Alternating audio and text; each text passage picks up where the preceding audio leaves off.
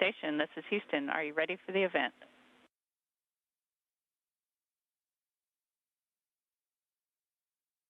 Houston Station, we are ready.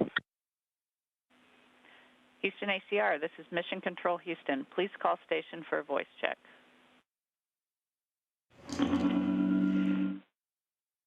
Station, this is Houston ACR. How do you hear me?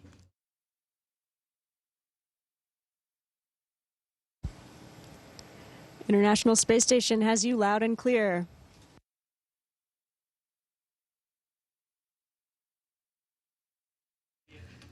Please stand by for opening remarks. Hello, my name is Drew Shreve, and I am one of the STEM teachers here at Glen Oak High School. The STEM Academy, Glen Oak High School, and Plain Local would like to say thank you to NASA for providing this once-in-a-lifetime opportunity to our students. In attendance today are current and former Glen Oak High School STEM students, students of Plain Local and Glen Oak High School, as well as potentially students around Stark County, Ohio. As children, many of us gaze into the sky with wonder, and today we get to ask questions to those who walk amongst the stars. Without further ado, here's our first question. Hello, my name is Jace. How long does it take from the launch to get to the space station? What do you do during this time?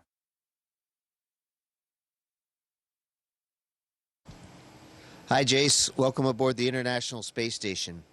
It takes however long it takes to get to the space station, and what I mean is that it could take as short as a couple of hours, like some of the Soyuz flights.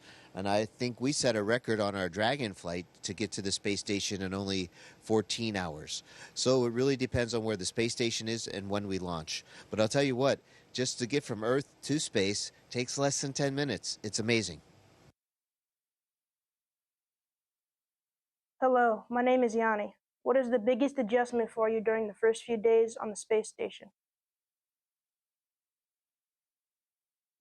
There are a lot of different things to adjust to. One of the biggest ones I noticed is you're switching from a training environment you've been practicing for so many years into finally actually doing the mission. There are also a lot of things that happen to our bodies. Your fluids all start to re-equilibrate throughout your body, and so you feel like you have a really puffy face for a while. Your inner ear is adjusting to being weightless. It's a really different environment, and you've got to adjust to your spine elongating in the first couple days. So there are a lot of changes that happen when you first get to space. Hi, my name is Levi, and I wanted to ask, what are some of the most exciting experiments that are being done on the space station currently? Hey, Levi. I think Zena and I both agree they're all exciting. We do experiments aboard the space station to make life better on planet Earth, and also to set ourselves up so that we understand things better so we can explore the rest of the solar system, Moon, Mars, and beyond. So some of the things I'm really excited about are 3D printing. We have a metal 3D printer. We also have bioprinting for bioengineering, where we're actually working on implantable devices, as well as stem cells and printing of materials so that we can grow multicellular kind of things like organs, like we have a liver cell experiment coming up. It's all super exciting and making a nice way for the future.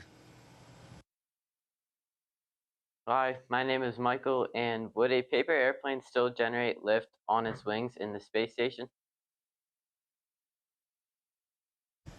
Well, let's find out.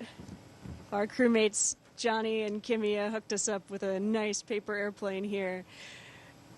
Aerodynamic lift requires an atmosphere, and luckily we do have an atmosphere on the inside of the space station. It's pressurized on the inside, just like a commercial aircraft would be, and so that's why we can be here in short sleeves instead of a spacesuit.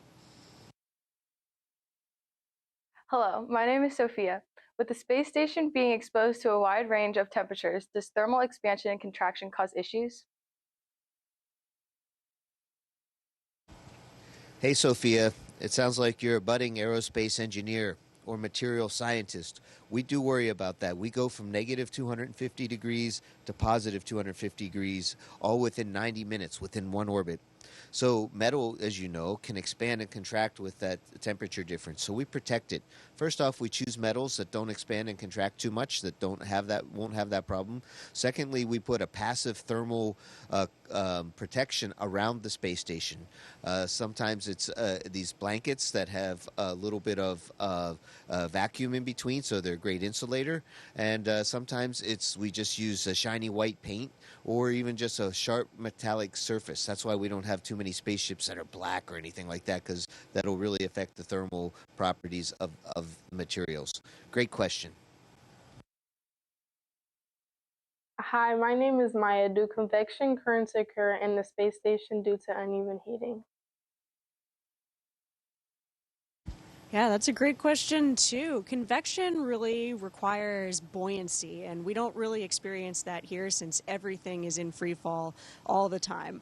So pockets of air, whether that's warm air or cold air or a bubble of carbon dioxide from breathing or a fart that your crewmate just let out, they all kind of stay put in one place. And so that's why we use a lot of fans to keep our air circulating for hopefully obvious reasons. Hi, my name is Morgan. Is it easier to notice the gravitational pull between smaller objects in space than on Earth? Well, on the outside of space station, maybe. But on the inside of space station, not at all. Because we have a lot of fans moving things around. First off, gravity is the weakest force, yet it's the thing that kind of controls all the known universe that we know about right now. So things like this, even though we are in microgravity, my hand isn't attracting it too much. Yes, I have non-attractive hands. But what really is affecting things on the inside are air currents. On the outside, it really is just a factor of velocity, because we're going wicked fast at 17,500 miles an hour right now. Hi, my name is Cole. How are oxygen levels maintained since all astronauts are exhaling carbon dioxide?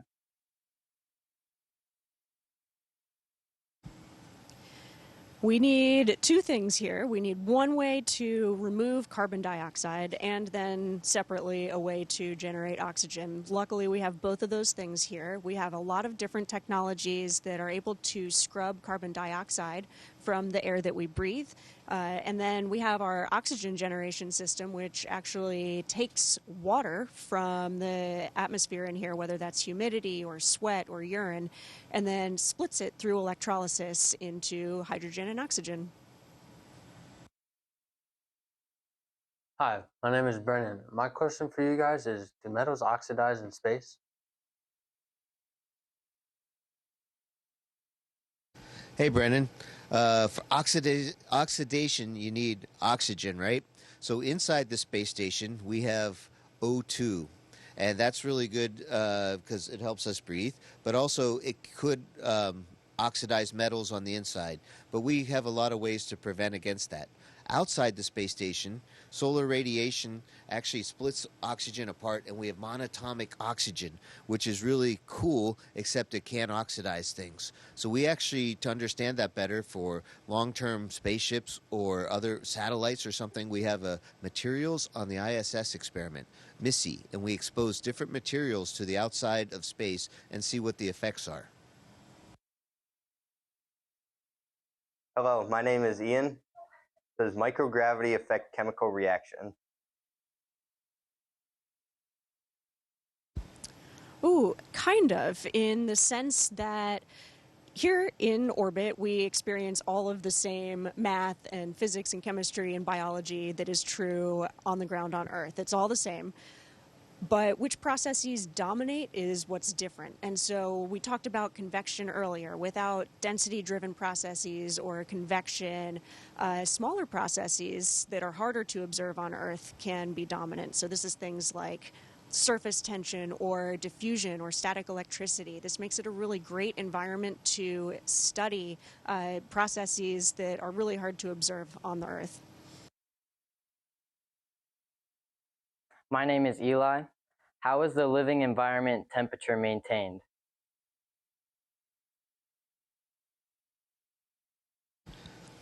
Hey, Eli. Earlier, I answered a question about on the outside of space station, right? It gets really hot, really cold. On the inside, we keep it a steady 74 degrees Fahrenheit or almost 24 degrees Celsius. And we do that because we have an active thermal control system. It's kind of like an air conditioner, where we take the heat generated on the inside of space station and we actually run it through a heat exchanger, and that heat exchanger takes the heat outside of the space station and radiates it with these huge white radiators on the outside of the space station. So we actually maintain a very calm, cool, collected, very boring atmosphere on the inside. Well, not so boring, but certainly temperature constant. Hi, my name is Nico, and my question is, since up is relative, in which direction do plants grow?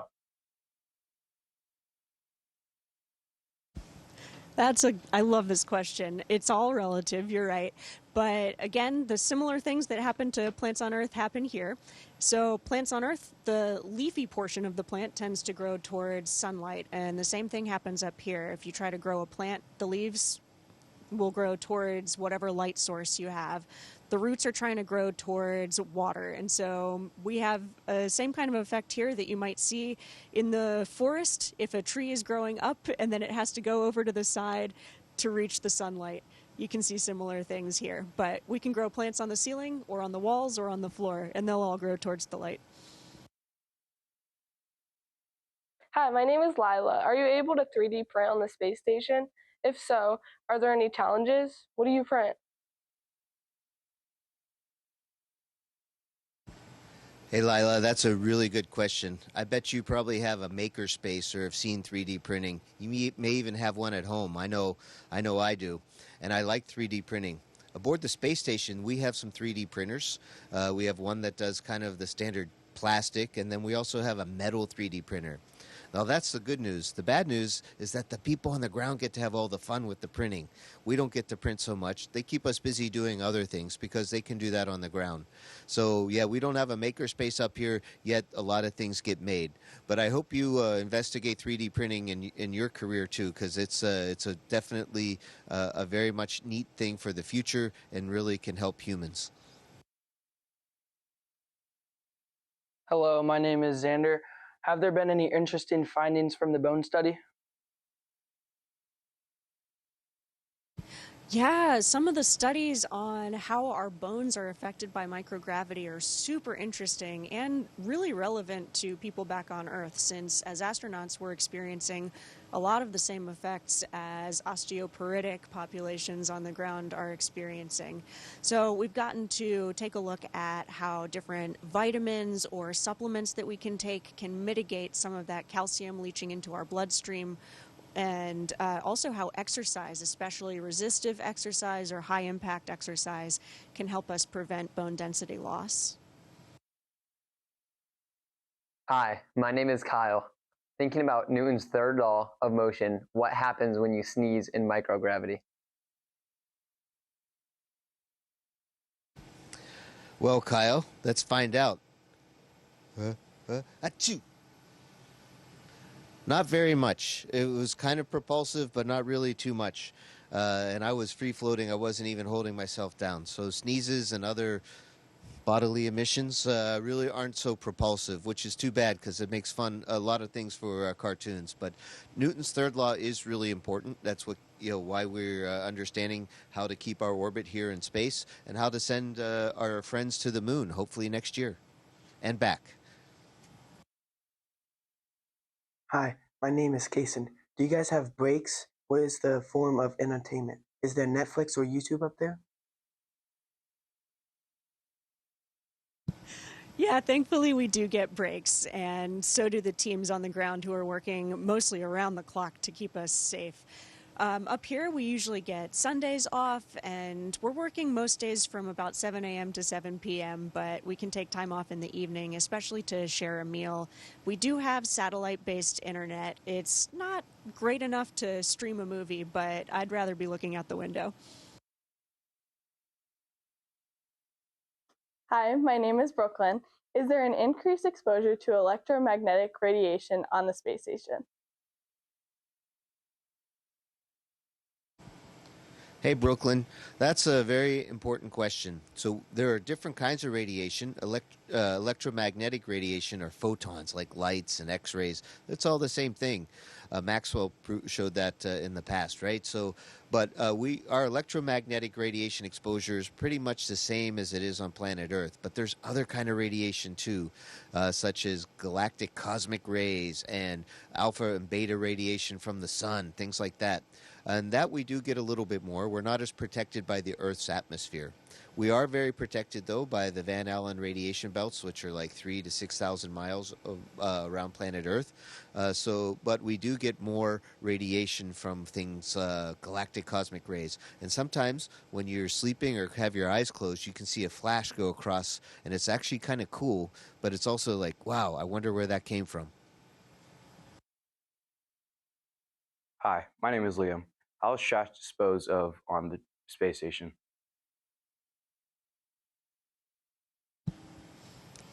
Hey, Liam, it depends what kind of trash we're talking about. There's a lot of different kinds of waste. Some we're able to recycle here, and that includes even recycling urine and sweat into really pure drinking water.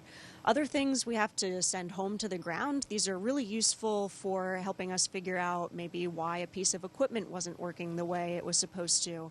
And then the rest that we don't need on the ground and we can't recycle up here, we actually put in a cargo vehicle and it burns up in the atmosphere. So next time you see a shooting star, you can wonder where it came from. Hi, my name is William. How does the space station avoid other satellites orbiting Earth?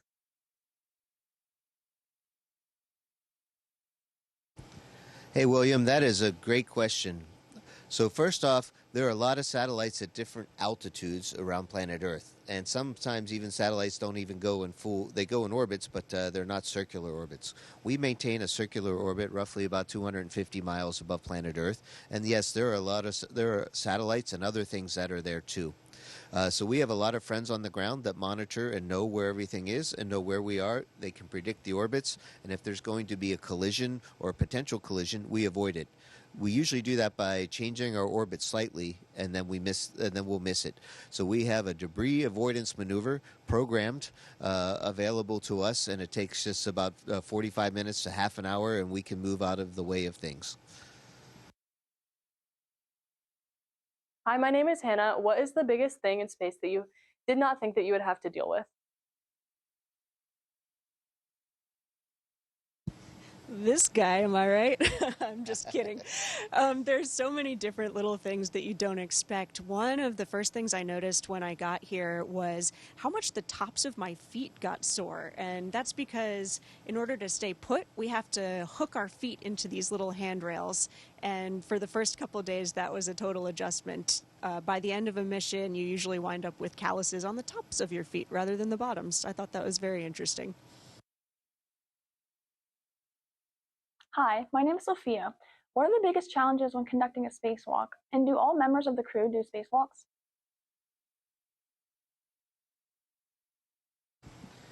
Yeah, it's really incredible to put on a big suit and pressurize and go outside and nothing between you and the rest of the cosmos except your faceplate and the suit, and you're just your own little space station, your own little spaceship, and it's a really amazing experience. But it's really hard to move against the pressure. It takes a lot of physical effort.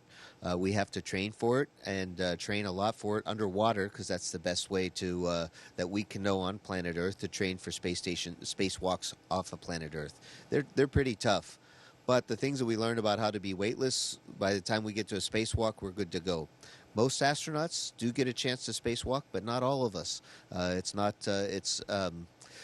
sometimes the luck of the draw, and we do what the mission needs, but we're pretty much all trained for spacewalks, and we're all ready to go at any time. Hi, Mike's my too name is humble Charlie. to say it, but he's done What 9 are the different spacewalks jobs already. on the space station?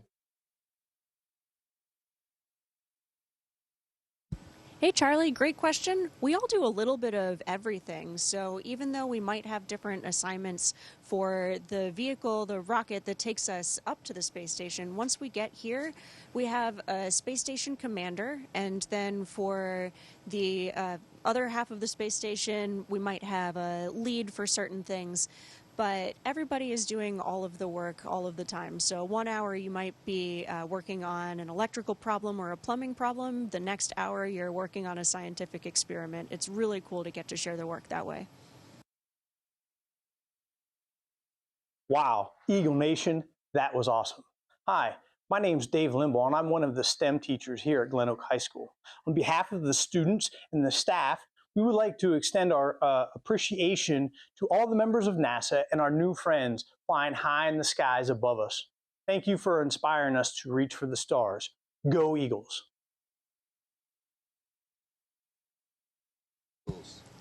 Thank you all for the really great questions. We loved answering these. Go Eagles! Station, this is Houston ACR. Thank you. That concludes our event.